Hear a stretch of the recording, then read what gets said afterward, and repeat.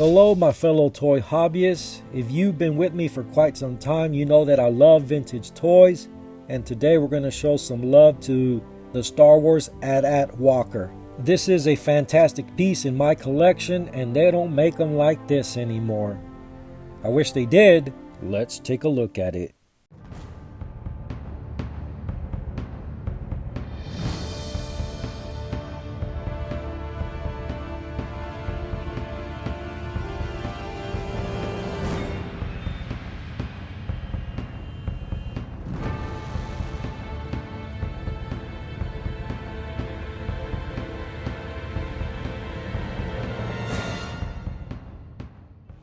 Well, here it is in all its armor of goodness, and I know that there are some modern versions of this, which they're fantastic, but in my opinion, there's nothing like vintage.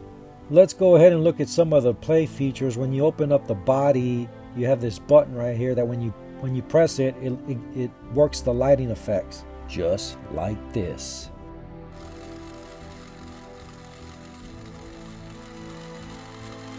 Pretty cool. And in that same area, you got this lever that you can make the head swing. You can make him say, "No, I don't want to play." Then you have the cockpit, which you open up from the top, and you can fit two figures in there. Not really much there. Let me see if I can mess up the legs. Yeah, they're kind of ratchety, real tight. Yeah.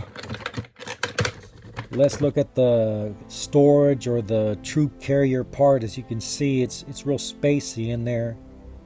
You could probably fit about 20 figures in here. This is the battery compartment. That's where you stick the batteries. That thing is hard to open.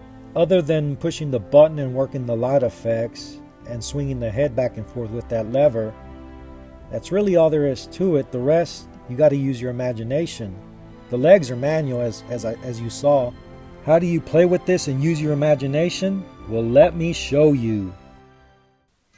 This is stupid. By the time we get to where we need to get with these stupid camel-looking horse slow walkers, whatever they are, the war will be over.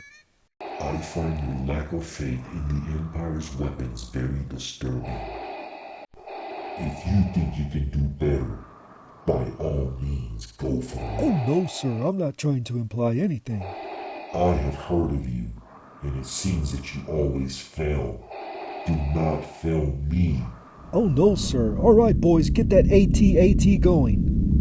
The word failure is no longer in my dictionary. My goodness, these things are slow. Hey, you're getting a little too close.